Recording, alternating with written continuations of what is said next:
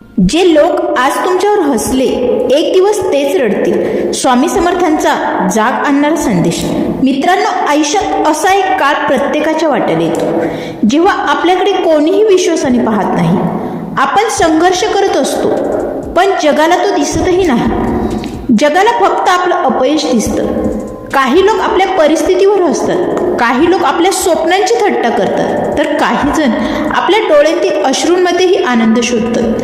पण स्वामी समर्थ नेहमी एक गोष्ट शिकवतात, वेळेपेक्षा मोठा न्यायाधीश या जगात दुसरा कोणीच नाही. आज जे तुमच्यावर हसत आहेत ना, ते उद्या तुमच्या यशासमोर शांत उभे राहतील. कारण कर्म आणि वेळ ही कधीच कोणावर अन्याय करत नाही. आज आपण याच विषयावर सविस्तर बोलणार आहोत. सर्वात पहिला मुद्दा म्हणजे प्रत्येक यशस्वी माणसावर सुरुवातीला हसणारे लोकच असतात. जेव्हा मोठी स्वप्न पाहतात ना तेव्हा लोक हसतात, तेव्हा लोक म्हणतात तुझ्याकडून होणार नाही. जेव्हा तुम्ही नवीन सुरुवात करता तेव्हा लोक म्हणतात 2 दिवसात परत येतील. कारण लोकांना यश हे पाहवत नाही, ते दिसतही नाही. त्यांना फक्त तुमची आजची परिस्थिती दिसते. पण इतिहास सांगतो, ज्यांच्यावर जग हसलं त्यांनीच एक दिवस इतिहास घडवला. दुसरा मुद्दा म्हणजे तुमच्यावर हसणारे लोक तुमची क्षमता नाही, तुमची परिस्थिती पाहत असतात. गरिबी पाहून लोक हसतात, अपयश पाहून हसतात, संघर्ष पाहूनही हसतात, पण ते तुमच्या मनातील जिद्द कधीच पाहत नाहीत. स्वामी समर्थ सांगतात, परिस्थिती ही तात्पुरती असते, पण जिद्द मात्र कायमची असते. तिसरा मुद्दा म्हणजे अपमान. अपमान हा अनेक यशस्वी लोकांचा पहिला शिक्षकच असतो. जर तुमचा अपमान झाला असेल तर रडू नका, कारण अपमान माणसाला 2 गोष्टी शिकवतो. एक म्हणजे कोणावर विश्वास ठेवायचा आणि दुसरा म्हणजे स्वतःला किती मजबूत बनवायचं. चौथा मुद्दा, उत्तर शब्दांनी नाही कृतीने द्या. लोकांशी वाद घालून तुम्ही त्यांची मतं बदलू शकत नाहीत, पण तुमचं यश त्यांची विचारसरणी नक्की बदलू शकतात. म्हणून प्रत्येक टीकेला उत्तर देत बसू नका, स्वतःला घडवत राहा.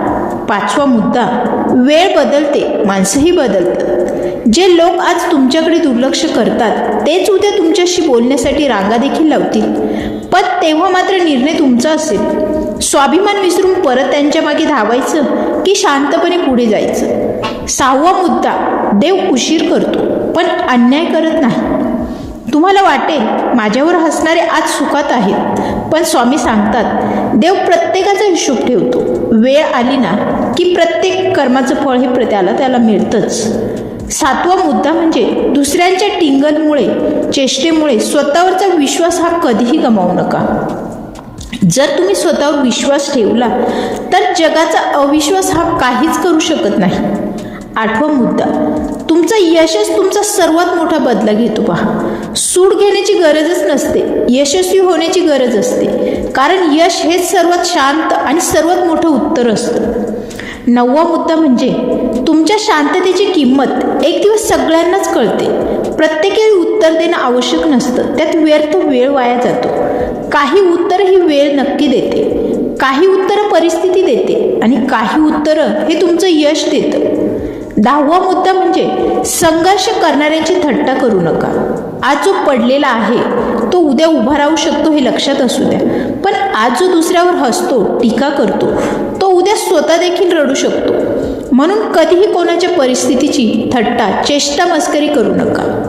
11वा मुद्दा, स्वाभिमान जपा, अहंकार नाही. यश मिळालं म्हणून लगेच अहंकारी बनू नका. ज्यांनी तुमचा अपमान केला त्यांचा अपमान करू नका, कारण तुमच्यात आणि त्यांच्यात फरक आहे हे लक्षात असू द्या. स्वामी समर्थ शिकवतात, मोठेपणा हा सुडात नाही तर क्षमेत आणि संयमात आहे. कोणीतरी तुमचा अपमान केला म्हणून लगेच त्यांचा अपमान करत सुटू नका. 12वा मुद्दा, शेवटी विजय हा सत्याचाच होतो हे देखील नेहमी लक्षात असू द्या. मित्रांनो, आज जर तुमच्यावर लोक हसत असतील, अन्याय झाला असेल, तुम्ही नाराज होऊ नका. कदाचित देव तुम्हाला मोठ्या यशासाठी तयार करत असेल. लक्षात ठेवा, आज तुमच्यावर हसणारे लोक उद्या तुमच्या यशाच्या कथा या इतरांना सांगतही असतील. म्हणून रडू नका, थांबूही नका, हारही मानू नका. स्वतःवर विश्वास ठेवा, कर्म करत राहा आणि बाकी सर्व स्वामी समर्थ यांच्यावर सोडा. स्वामी समर्थ नेहमी सांगतात, वेळ सर्वांची येते, पण संयम फक्त धैर्यवान माणूस ठेवतो.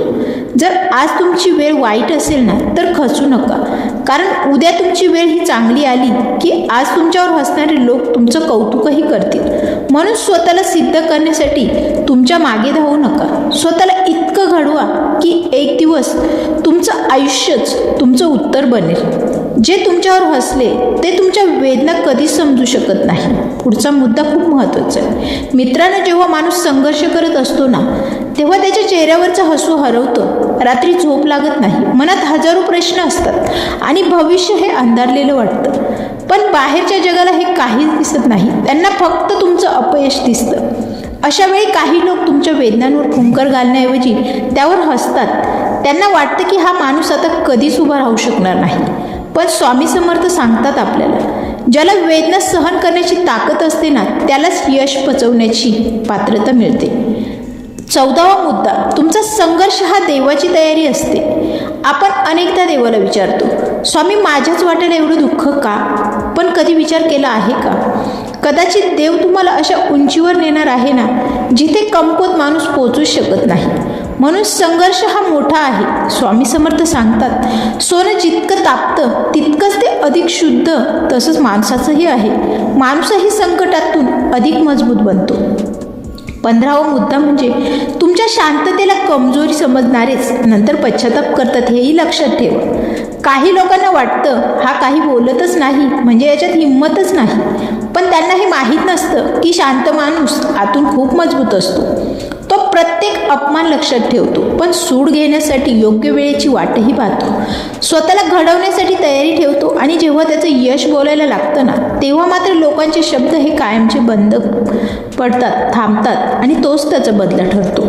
16वा मुद्दा म्हणजे प्रत्येक अपमानाला उत्तर देत बसलात ना, तर मात्र तुमचं ध्येय गाठू शकणार नाही. समजा रस्त्यावर चालताना प्रत्येक कुत्रा भुंकला म्हणून तुम्ही जर थांबलात, तर तुम्ही तुमच्या ठिकाणी कधी पोचणारच नाही. तसंच आयुष्यात आहे. प्रत्येक टीका, प्रत्येक अपमान, प्रत्येक टोमणे मारणाऱ्याला उत्तर देत बसलात ना, तर तुमचं आयुष्य फक्त लोकांना उत्तर देण्यातच जाईल. स्वामी समर्थ म्हणतात, लोकांकडे पाहू नका, ध्येयाकडे पहा. चांगली वाईट लोक भेटतच राहणार आहेत. 17वा मुद्दा, वेळ प्रत्येकाला त्याची जागा दाखवते. आज ज्याच्याकडे पैसा आहे तो कायमच श्रीमंत राहील असं नाही. आज जो गरीब आहे तो कायम गरीबच राहील असंही नाही. वेळ कोणाची कायम सारखी राहत नाही. म्हणून कधीही कोणाची परिस्थिती पाहून त्याची थट्टा करू नका, कारण वेळ बदलायला एक क्षणही पुरेसा असतो. 18वा मुद्दा, तुमच्या यशाने कोणालाही जळू देऊ नका, पण प्रेरणा मात्र नक्की द्या.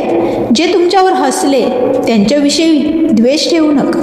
तुमचं यश इतकं मोठं करा ना की त्यांनाही त्यांच्या चुकीची जाणीव व्हावी. कारण खरा विजेता तोच असतो ना, जो जिंकूनही नम्र राहतो. 19वा मुद्दा, देव उशीर करतो कारण तो कायमचा धडा देतो. काही लोक विचारतात, वाईट माणसं सुखात का आहे? पण लक्षात ठेवा, देव घाई करत नाही, कारण त्याचा न्याय हा कायमचा असतो. आज तुमच्यावर हसणारा माणूस उद्या त्याच परिस्थितीत उभा राहू शकतो. तेव्हा त्याला तुमच्या वेदनांची खरी किंमत कळते. 20वा मुद्दा, तुमच्या आयुष्याचं उत्तर तुमचं यशच असलं पाहिजे. मित्रांनो, कोणाला हरवणं हा विजय नाही. स्वतःला घडवणं, स्वतःला सिद्ध करणं आणि संकटातून उभं राहणं हाच तर खरा विजय आहे. म्हणून आजपासून एक निर्णय नक्की घ्या. कोणी तुमच्यावर हसलं तर रडू नका. कोणी अपमान केला तर खचून जाऊ नका. कोणी साथ सोडली म्हणून थांबू नका. स्वतःवर विश्वास ठेवा, कर्म करत राहा. बाकी सर्व स्वामी समर्थांच्या चरणी सोडा.